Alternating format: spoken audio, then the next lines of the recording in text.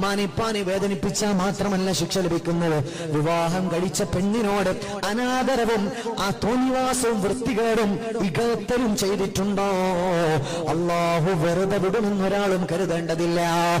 ചെയ്തു പോയിട്ടുണ്ടെങ്കിൽ ഇന്ന് കാല് പിടിച്ച് ചോദ ചെയ്തോ, അള്ളാഹുവിനോട് മാപ്പ് ചോദിച്ചോ, സ്വന്തം ഭാര്യയോട് എല്ലാം പറഞ്ഞിട്ട് ഒന്ന് സോറി പറഞ്ഞോ, ഒരൊന്ന് പൊരുത്തം വാങ്ങിക്കോ.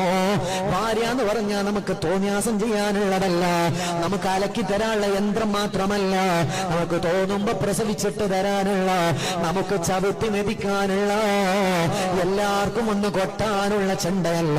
അത് വേറൊരു വാപ്പയുടെ ഉമ്മയുടെ മോളാണ്. ഇടങ്ങേറാക്കിയ കുടുങ്ങും വാപ്പ, വേദനിപ്പിച്ച ചോദിക്കുമല്ല, തമാശയാക്കിയാൽ അല്ലാഹു വെറുതെ വിടുക.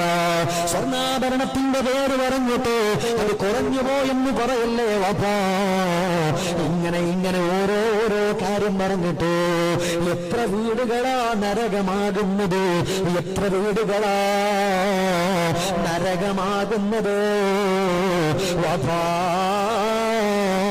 സുബഹിന്റെ മുന്നേ പള്ളിയിലേക്ക് ഓടുന്നയാളോ, എല്ലാ നന്മകളും ചെയ്യുന്നയാളോ, എന്നാ ഭാര്യനോടെപ്പോഴും പിണക്കമാണ്, ഭാര്യനോടെപ്പോഴും മോശമാണ്, കെട്ടിയോടെപ്പോഴും ഇടങ്ങേറി പിടിച്ച പെരുമാറ്റമാണ്.